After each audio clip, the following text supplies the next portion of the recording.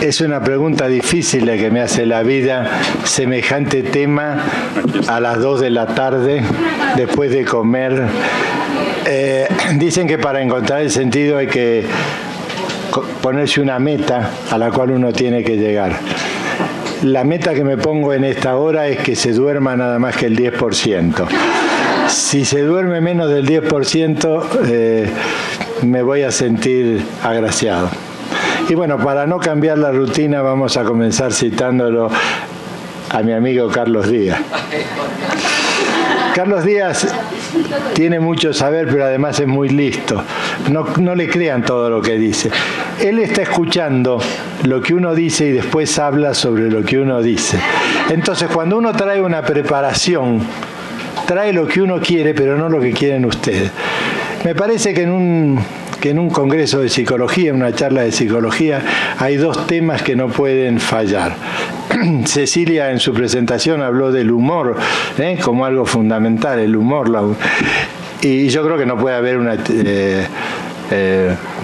diríamos, algo que no tenga que ver con la sexualidad, sino que sería de Freud. Entonces vamos a comenzar la charla con un chiste. Después de este congreso tan exitoso, salieron todos motivados y de acá se convirtieron en 250 logoterapeutas. Y que hablamos del amor, del sentido, de la responsabilidad. Sinai asentó tanto sobre la responsabilidad que todos salieron responsables. Y Juan, uno de los alumnos, salió a la calle y se encontró con un amigo. Y el amigo le dice: estoy con una depresión bárbara. Hubieras ido al Congreso, lo hubieras escuchado a Carlos Díaz, a Alejandro, y hubieras salido curado. Sí, pero no fui porque no tengo más tuerca. No tengo más rollo para seguir adelante. Está como yo, que hoy es la 4ª conferencia que doy en las entrevistas. Estaba peor que yo. Entonces este amigo, totalmente convencido de la responsabilidad, lo quiere ayudar y le dice: mira, vamos a un café, y el vínculo, como dice Alejandro, es lo que cura. Se van al café y le empiezan a hablar y le dice: estoy deprimido. Bueno, pero ¿habrá una causa de la depresión? Sí, hay una causa, me separé. Bueno, ¿te separaste? Eso es un problema circunstancial de este momento. Como dice Cecilia, el presente es la oportunidad. Por ahí la oportunidad de reconstruir tu vida. Vos tenés, la vida tiene un sentido. El que le da un valor a un valor relativo, un valor absoluto, ahí está la equivocación. Te separaste, podés ir para adelante. A lo mejor esto que vos hoy lo ves tan malo es bueno. Y mirá, vos me dirás todo esto. Esto entra en la mente. Y Carlos Díaz decía: hay que descartar a Descartes. Esto no es racional. Yo siento una depresión inmensa. Me separé. Y Juan había salido con tanta responsabilidad de acá que optó por decirle: mira, yo no te lo quería decir porque sos mi amigo, pero esto no es tan malo. Tu mujer no era lo que vos creías. Vos tenías una idealización de tu mujer. Tu mujer tenía sexo con el jefe y el hombre sigue deprimido. Y tú te has liberado de eso y sigue deprimido. Y entonces, interesado por hacer más todavía por el paciente, le dice: mira, el hombre tiene sus demonios, como dice Carlos, y yo también los tengo. Para que te des cuenta de lo que te has liberado, yo me acostaba con tu mujer. Y de golpe salta el otro y le dice: idiota, me separé de mi socio.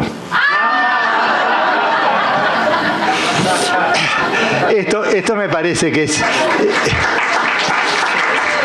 Esto con todo cariño, con todo afecto, le digo que acá estuvimos hablando del amor, de la responsabilidad, pero lo que tenemos que hablar es de lo que le pasa, la escucha, escuchar al otro, escuchar lo particular de eso general que tiene. No existen 2 pacientes iguales. ¿Qué le está pasando a Juan? Yo le diría, y acá voy a entrar en polémica para después con mi amigo, que cuando un paciente llega al consultorio, cierren las bibliotecas y digan: no sé qué tiene, juntos vamos a ver. no interpretar antes, no hacer juicios a priori. Entonces quería decirles, comenzar esta charla de un tema tan espectacular como somatogénesis, noogénesis, visiones antropológicas de los factores afectivos. La verdad que me tocó peor que a vos, a las 2 de la tarde hablar de esto, el 10% así, ¿no? Bueno, esta sería la actitud del logoterapeuta. Este es un cuadro de clarividencia de René Margarit. ¿Qué está viendo Margarita ahí?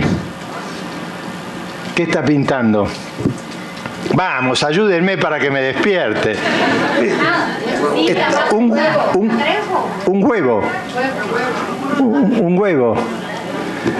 Bueno, adelante, pasá a la segunda. El terapeuta está interesado en el tú del paciente, no solo en el tú presente, dormido y potencial, en el tú que puede ser y que todavía no es. La segunda. Esto es lo que nosotros tendríamos que ver en un paciente. No lo que es, sino lo que puede ser. Podríamos decir que la logoterapia es una gestal de la temporalidad. Yo me he peleado tanto con Carlos cuando dice esto es así y va a ser así. Caray, sos Dios. Es así y puede ser así. El futuro no se puede predecir. Y nosotros tenemos que trabajar con la esperanza. A la logoterapia también se la llama elpidoterapia. Bueno, y ahora vamos a dejar de hablar de filosofía y vamos a ver si esto produce algún cambio en la visión, en la cosmovisión que se tiene del enfermar humano. Adelante. Acá tenemos al sacerdote, pero no por la visión espiritual, sino para notar un error en nuestra metodología de estudio. Que al comenzar a abrochar la sotana, abrocha el primer botón en el segundo ojal, a partir de ahí, en forma sucesiva y ordenada, sigue abrochando sus botones hasta el final y cuando concluye se da cuenta que le falta un botón o le sobra un ojal, es entonces cuando percibe que el defecto que pone en evidencia al final de la sotana se originó en el punto de partida. Igual le sucede al profesional de la salud cuando ignora el primer botón, la dimensión espiritual, al final falta un botón y un ojal. La logoterapia se basa en una antropología frankliana que incluye la dimensión espiritual, la dimensión social, la dimensión biológica y la dimensión sociológica. Maravillosa tu pregunta, casi como tus ojos. Cuando le preguntaste, ¿qué cambió Víctor Frank en la medicina? ¿Qué cambió en la medicina? ¿Qué hizo? ¿Qué cambios produjo Víctor Frank? Adelante. Una de las cosas que tenemos que tener, tener en cuenta es que hay dos maneras de pescar. Si nosotros como logoterapeutas, cada vez que viene un paciente, pensamos que lo que tenemos que buscar es que tiene una carencia de sentido, a lo mejor tiene un cólico renal. Y entonces vamos a decir, lo que yo estoy buscando no está. Si un pescador quiere pescar mojarritas y pone un anzuelo para mojarritas, en el fondo del mar no hay peces. Y decimos, no hay nada porque yo no lo puedo sacar. En cambio, no analizar el mundo marino de acuerdo con lo que se ve en la canasta de los pescados, el pescador que pesca con una caña, con un determinado anzuelo, que busca determinados peces, ignorando el resto que permanece en el mar. ¿Qué le sugiere este mensaje? Que nosotros estamos viendo del ser humano lo que se expresa en una dimensión. ¿Con qué anzuelo lo estamos buscando? ¿Con el anzuelo del psicoanálisis? ¿Con el anzuelo de la logoterapia? ¿Con el anzuelo de qué lo estamos buscando? Esto me parece que es lo que tenemos que pensar. El ser humano como una realidad compleja, multidisciplinar. Adelante. Entonces, quiero decirles que nosotros, toda la medicina y la psicología, partió de una mentalidad cosmológica. ¿Qué es una mentalidad cosmológica? Como lo que pasa es algo que viene de afuera. Hay una exclusión antropológica. Seguí rapidito. ¿Qué es lo que buscamos nosotros? La causa, la etiología, la localización, si es anatómica y la función, si es fisiológica. Si yo tengo un dolor en el pulmón, ¿por qué se produce? ¿Dónde se produce y se altera la función? y la investigación de la naturaleza con una consideración mecánica, una mentalidad biopatológica que estudia el ser viviente, pero excluye al hombre del estudio. Por eso decimos una diabetes, una depresión, y Frank decía que si hacemos eso, la única diferencia entre el veterinario y el médico es la clientela. Pero el modelo de abordaje es igual, porque estamos viendo lo biopatológico. La visión científica, el ente natural, la próxima, por favor. ¿Y cuál es la función de esto? Una señal, lo que sucede es una señal inteligible, y la función es objetivante, objetivar. Yo tengo tantos casos de esto, es desexistencializar. Yo atendí a tantos filósofos y lo desexistencializo a Carlos Díaz. Esa es la función de la medicina y la psicología, desexistencializar. Adelante. Entonces nosotros vemos lo que sucede en el enfermar humano como una causa, un agente, un medio ambiente, un huésped, y produce una enfermedad específica. Esto fracasó. Entonces lo que dijimos, no, flaco, no es una sola causa. Hay causas múltiples. La contaminación, el hábito de fumar, la radiación, produce cáncer, enfisema, bronquitis. Y seguimos en más de lo mismo. Sigamos. Y no, otra de las cosas que a mí me llama la atención, y por eso me parece muy interesante lo que habla Sinai de las palabras. Fíjense que estas palabras son comunes. Nosotros hablamos de factores de riesgo. El factor de riesgo de la drogadependencia, ¿sabés cuál es? Haber nacido. Pues si no hubieras nacido no tendría factor de riesgo. Los tenemos todos. Estar vivo es un factor de riesgo. Entonces matemos a todos. Entonces, mirar la enfermedad y ver... Hay factores ecológicos, iatrogénicos, catástrofes biológicos, psicológicos, social, familiar, factores de riesgo, pero de la enfermedad. Seguimos estudiando la enfermedad, no lo que le pasa. Es decir, es cierto que yo tengo este saco puesto. Entonces, para saber qué le pasa a Jerónimo, estudian el saco. Yo me saco el saco, de paso tengo calor. Y sigo siendo Jerónimo. La enfermedad es algo que no es constitutivo del ser. El ser tiene una enfermedad, pero ese tener no es un tener fundante. Yo no soy un enfermo, sino yo tengo una enfermedad. Yo no soy un saco, yo tengo un saco. La enfermedad es algo que es contingente. Lo contingente es lo que siendo puede no ser. Ahí el libro que presentó Cecilia es La búsqueda de lo posible. A mí me parece interesante empezar a definir estas tres palabras. ¿Qué es lo posible? ¿Qué es lo imposible? ¿Y qué es lo contingente? Lo posible es lo que no siendo puede llegar a ser. Lo imposible es lo que no siendo no puede ser. Y lo contingente es lo que siendo puede no ser. La enfermedad es contingente, no es constituyente del ser. Es la expresión, es lo óntico, no lo ontológico. Es una visión en un plano de algo del ser humano. Adelante. Entonces, con esta visión que entendemos la salud como algo externo, atendemos la salud a través de ¿qué? De un sistema de atención de salud, desde el punto de vista biológico, desde el punto de vista psicológico, del medio ambiente, del estilo de vida. Pero ¿la salud de quién? ¿La salud de quién? ¿Qué es la salud?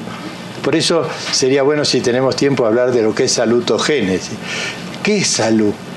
Hay una definición muy clara de lo que es la enfermedad, pero ¿qué es la salud? Se sabe poco.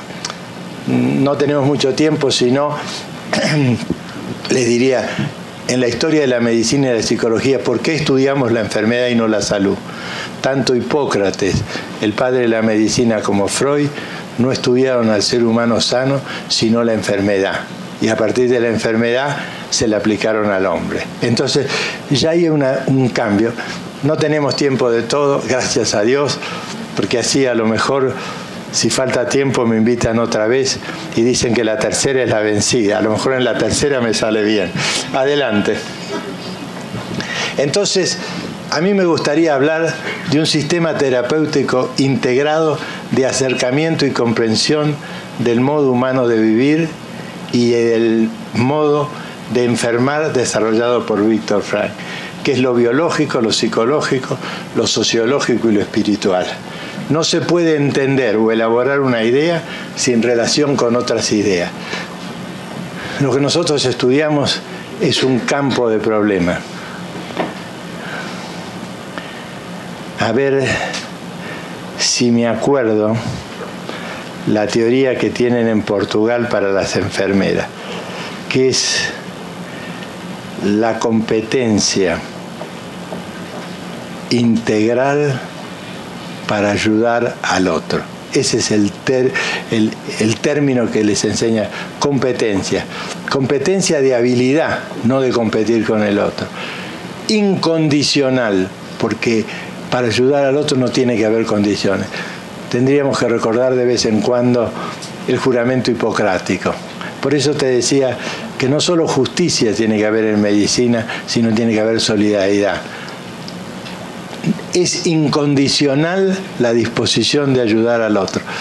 Por ahí, si tenemos tiempo en las preguntas, hablo de alguna historia de vida en la que me tocó ayudar a alguien que era un miserable, un asesino. Igualmente es incondicional mi vínculo con él. Adelante.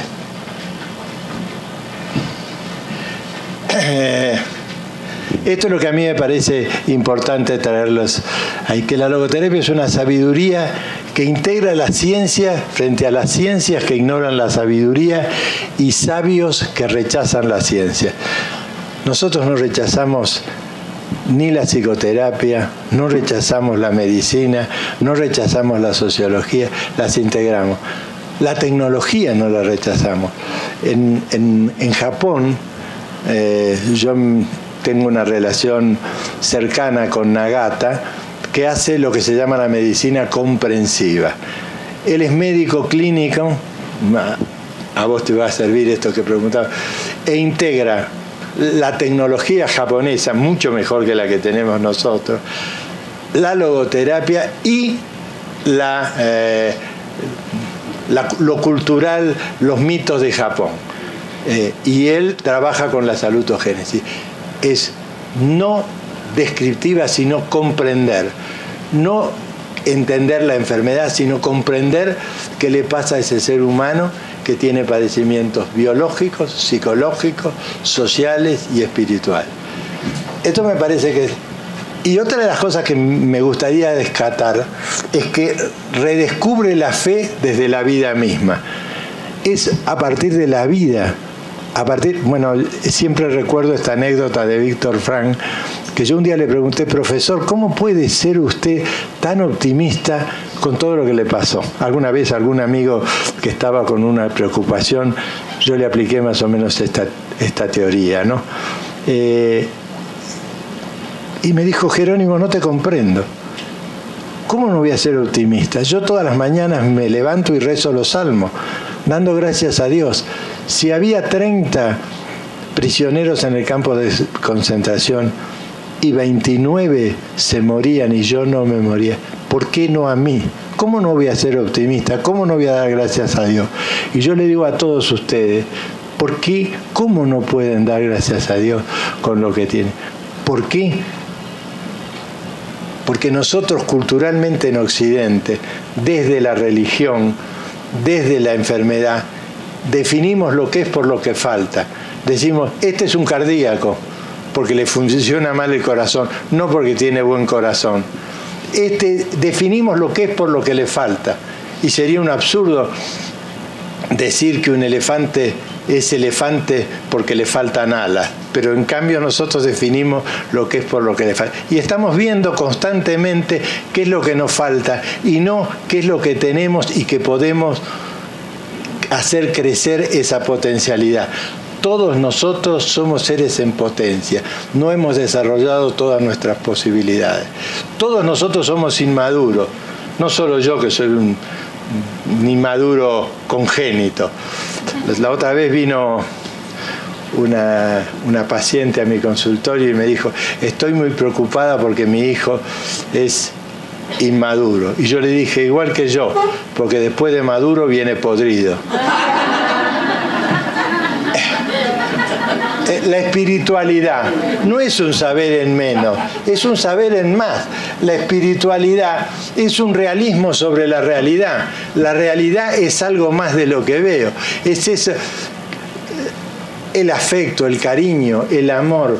Lo puedo ver, lo puedo sentir en la mirada de los ojos y a lo mejor no lo puedo sentir en una caricia.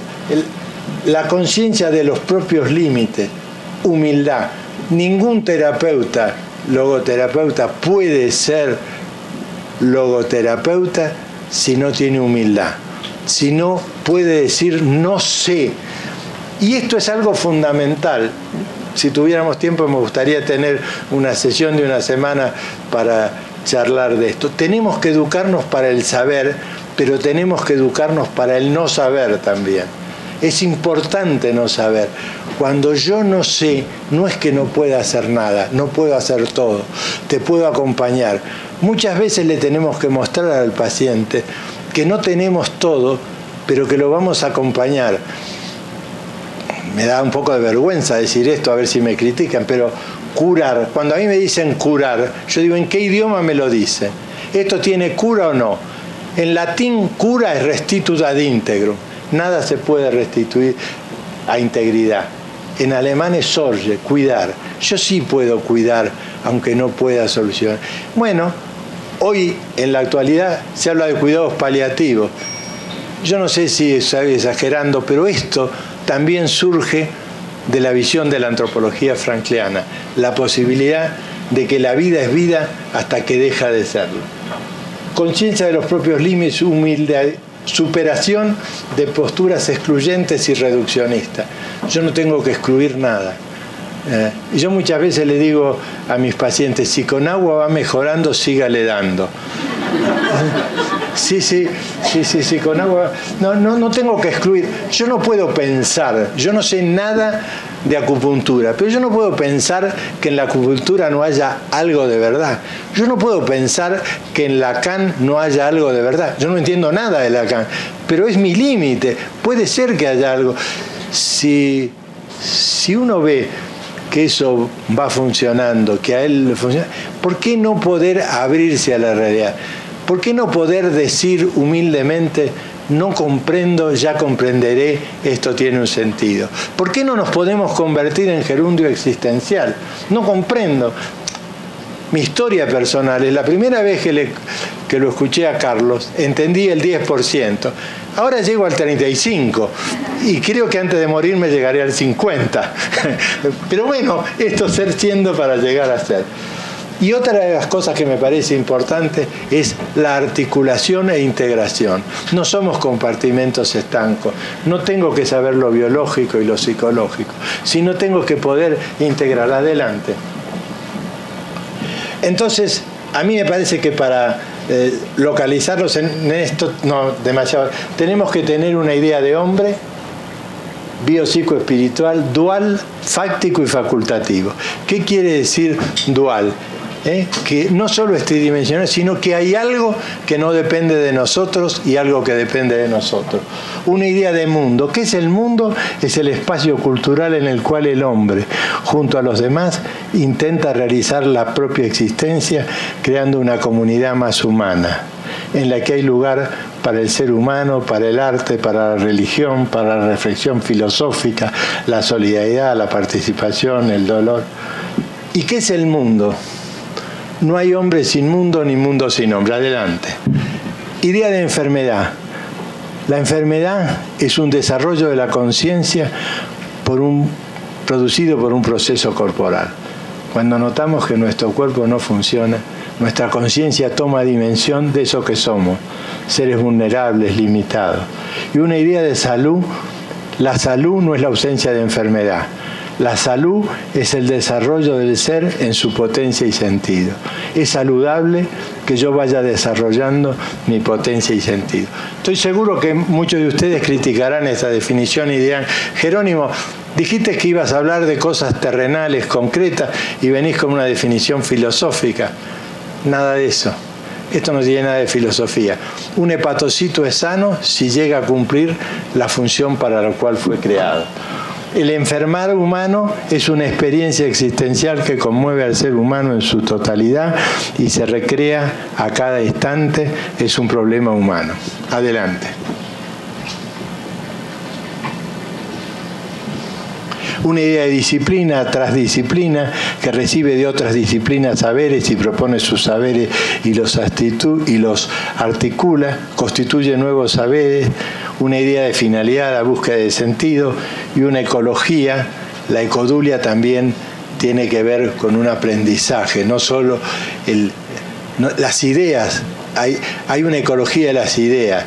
El nihilismo, la falta de sentido, perturban el desarrollo del ser humano. Adelante. Sigamos.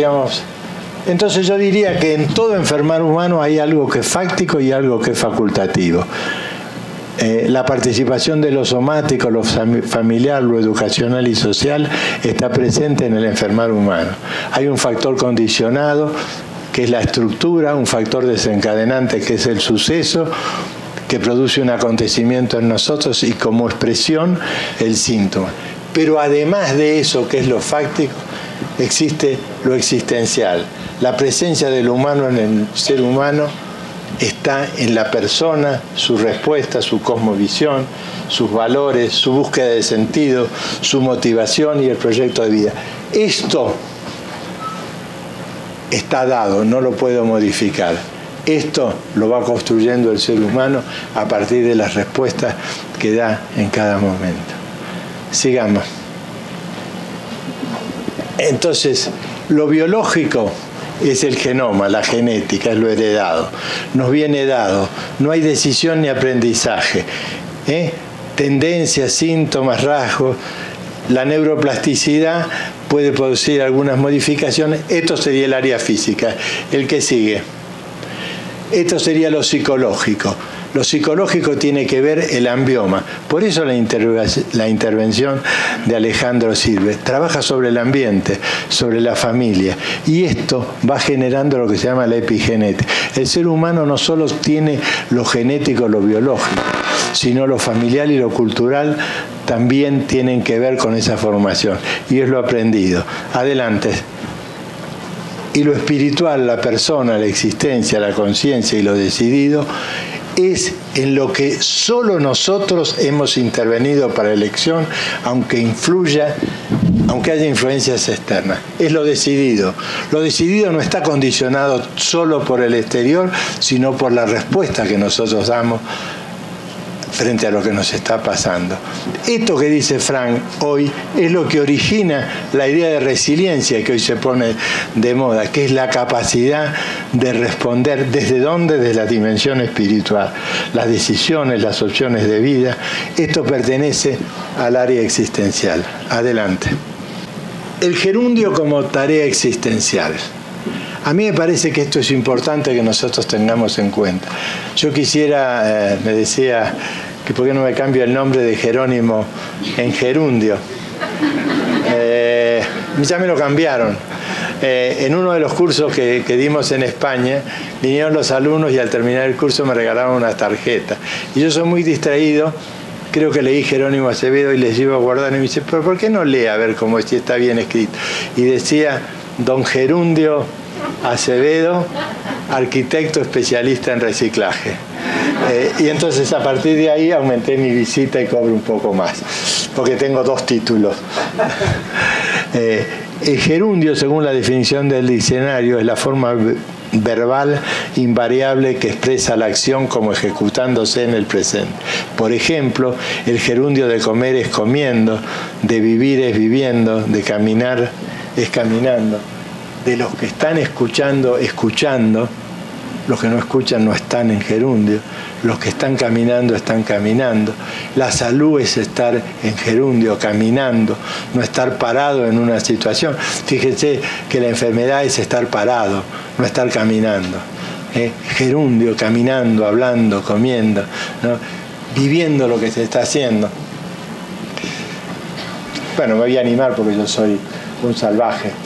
Les voy a contar el chiste que le conté a... ¿Qué te parece? ¿Lo puedo contar? El de la pareja de psicólogos. Tenés licencia para todo. Licencia para matar, 00. Licencia para matar. Hay 2 psicólogos que están haciendo el amor, están amando. Y lo otro no lo puedo decir porque me están amando. Ustedes se imaginan, si alguno de ustedes es guapo y lo dice, les regalo un libro. Lo prometo. Son cobardes como yo. Bueno, están amando. Y uno dice, che, pará, dejemos. ¿Por qué? Tenemos que hablar de sexo. Es que cuando uno deja de estar en lo que está, es un poco... Bueno, esta forma verbal apunta a la noción de proceso, en oposición al suceso o epílogo, y es la clave para poder crecer y entender los fenómenos más importantes de la vida. Heidegger decía que el hombre es un siendo al referirse de lo abierto y no cerrado en el proceso de la vida humana. Fíjese qué importante que es esto. Nosotros decimos enfermos terminales, ya lo liquidamos. Lo que se nos ha terminado es la paciencia para acompañar a este ser humano que está viviendo el momento más trascendental de su vida, que es ese pasaje tan difícil que tenemos todos. Entonces, el lenguaje generativo, adelante. Nosotros tenemos necesidades, pero no necesidades de cambiar el internet. La necesidad, Alejandro, no debe ser tener una máquina mejor que esa para que puedas escribir mejor, sino también tenemos necesidades. Es cierto que el hombre tiene necesidades, pero habría que ver cuáles son las necesidades existenciales y cuáles son las necesidades axiológicas. Toda necesidad de un ser humano es una potencialidad.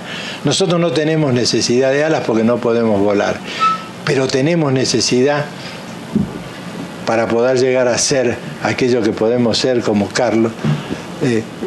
Tenemos necesidad de saber. Y yo le voy a decir una cosa. A ver, rapidito porque tenemos poco tiempo. Vos me contestás, ¿qué es un analfabeto? Alguien que no sabe leer. ¿Ve? Alguien que no sabe leer y escribir. Eso pertenece al antiguo paradigma. Definimos lo que es por lo que no es. Un analfabeto es alguien que no ha actualizado sus potencialidades. Alguien que puede leer y escribir y no le han enseñado. Porque un perro no es analfabeto, porque no puede leer y escribir.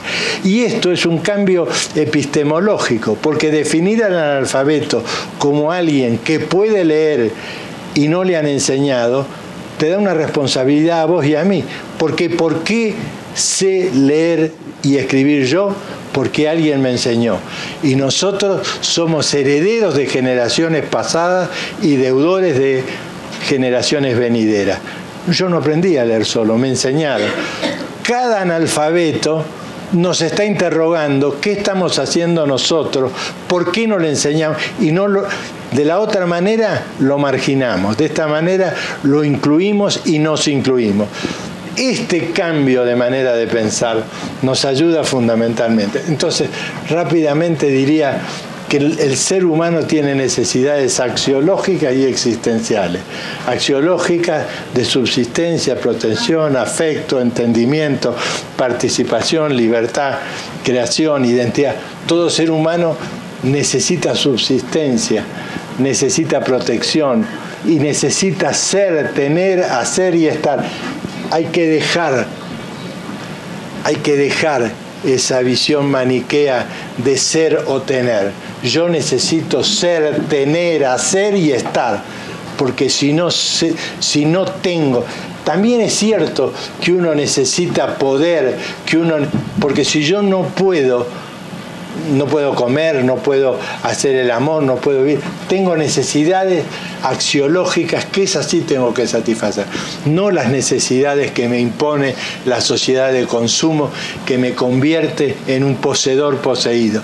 En esta sociedad, cuando uno se compra el aparatito, al final, fíjate que el aparatito te termina poseyendo. Uno es un poseedor poseído.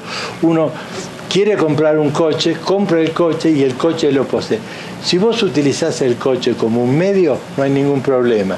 Pero si lo utilizás como un fin, Munier decía que el ser humano se termina en un poseedor poseído. ¿No es así? nos hemos puesto de acuerdo con... Adelante.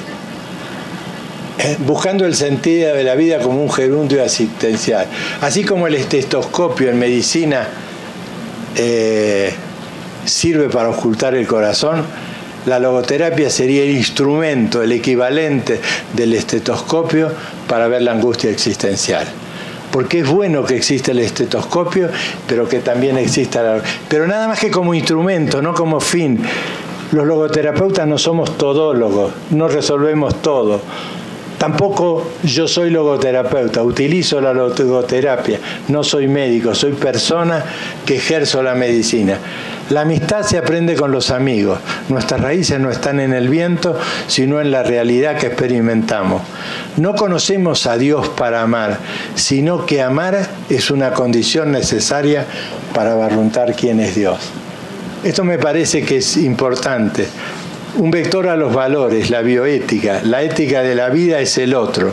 La ética comienza cuando los demás entran en nosotros. El deseo no ético que se diferencia de la necesidad y el voluntarismo. El ser humano necesita encontrar un sentido, necesita vivir, como decía Carlos, la justicia. La logoterapia es lo que te ayuda a que vos puedas vivir eso. Adelante.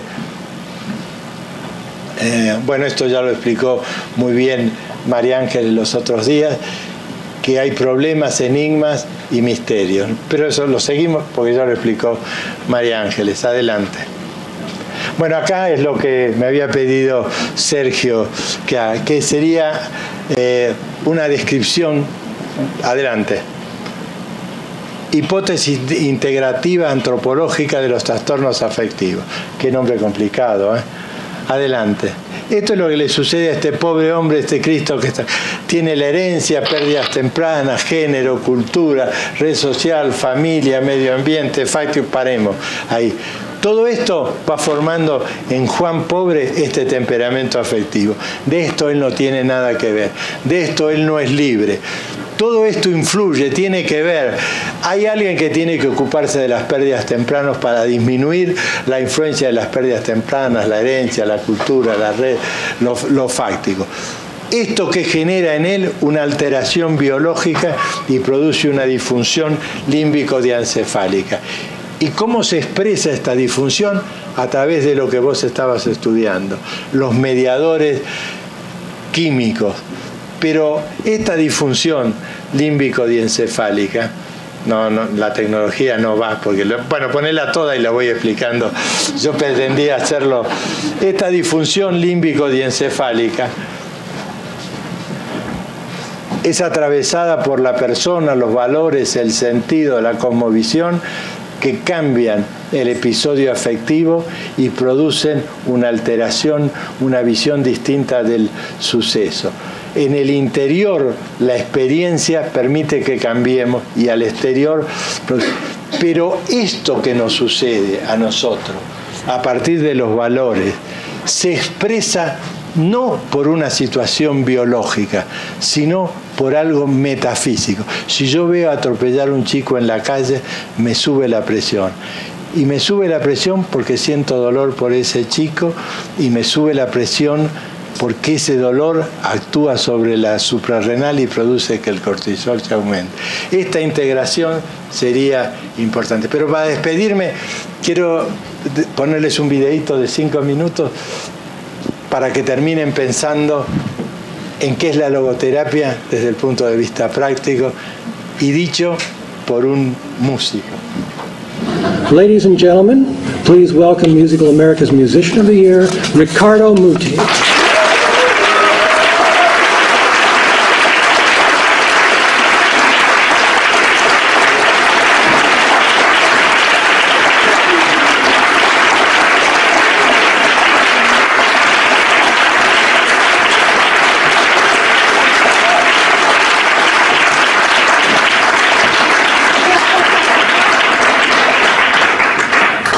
Thank you for your wonderful words. It's very difficult for me to say something because everybody before me was so full of humor and spoke a beautiful, beautiful English with different accents, of course. Thank you, Maestro. I'm always nice to singers, you know. It's my specialty. But I was thinking, you know, tonight the awards were received by very distinguished, wonderful artists, and I was thinking, a composer that writes music. So, the maestro spoke about fantasy, but in the end it's concrete because the notes exist on the paper. So he does something concrete. Then a fantastic violinist, he plays the violin, he produces the sound. A wonderful singer produces the sound singing. A wonderful pianist that plays the keyboard. So I was thinking, what really I do?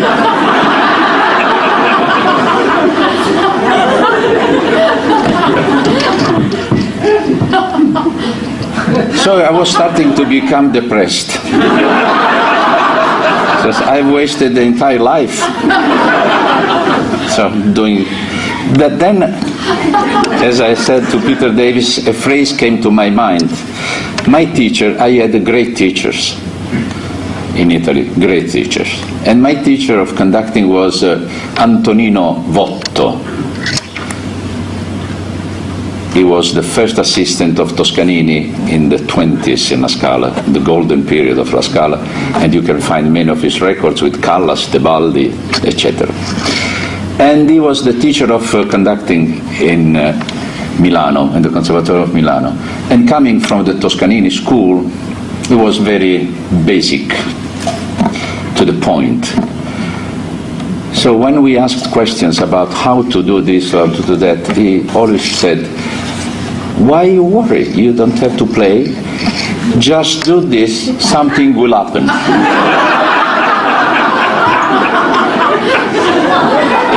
In fact, a few weeks ago, I had a conversation with a policeman. Conversation, not so we were speaking about how life is difficult today, you know, the crisis, this and that. And he said, you know, I have 1,200 euros per month. I have several children, this and that. I said, don't worry. If you want to change your life, and I want to help you, you know, I want to help you because you are such a nice guy. You come to my house, and in 3 minutes, I will teach you how to conduct the Unfinished Symphony of Schubert. He said, what is that? I said, it's not important, what is that? That's not important. He said, and you will earn in one evening more than you earn in a year. So I said, how is that? I said, it's, you know, the first movement is in 3. That means 1, 2.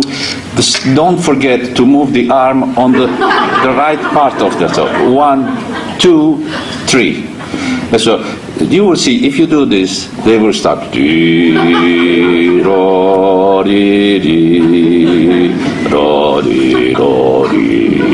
And keep going, don't stop, keep going. Then when the orchestra stops, that means that the first movement is over. Then in that moment, what you do?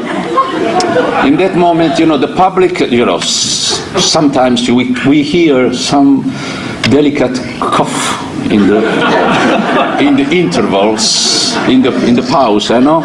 So ends pianissimo, and the first movement finissimo. Then you stop. In that moment, you try to look very inspired. You know, don't look at the orchestra because you can meet some eyes that are looking at you in a very strange way. So just look in and the sky. You know, and sometimes the audience is very affected by this, you know, says, what you see? He's dreaming about certain, and you look. Then when you see that the players are ready, because they put their instruments ready, then you put your hands and do exactly what you did before. Don't forget to move the second. And so it will be plum, plum, plum, tim. It starts the second movement of the symphony. Fortunately, it's only 2 movements. When they stop, you stop. Then you turn, you take your applause, and then you take the check and you sing. And this is what is about conducting. So that's it. But also, in the same time, a phrase of Vittorio Gui. Vittorio Gui was the famous founder of the Maggio Musicale in Florence. It was a sort of the same period of Toscanini. Actually, they were enemies. And bravo who? Toscanini or Gui? So he said to me when he was 90 years old and I was 27 years old, he said to me, Muti, what a pity to be near to death just now that I was learning how to conduct. And that meant, he meant not to beat time, but to get from the souls of the musicians the music, the feelings, not the notes. The notes are the concrete expressions of the feelings.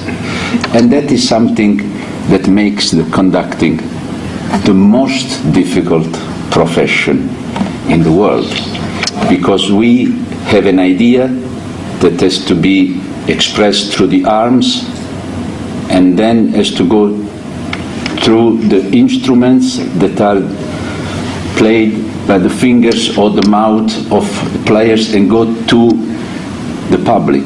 So it's too long way. To beat time is very easy. Anybody can do. Anybody. To make music is very, very difficult.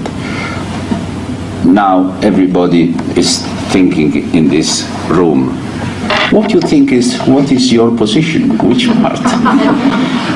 I think that I'm in the middle of the road. And I'm sure that I will never get to the other part of the river, because behind the notes lies the infinite. That means God. And we are too small in front of God.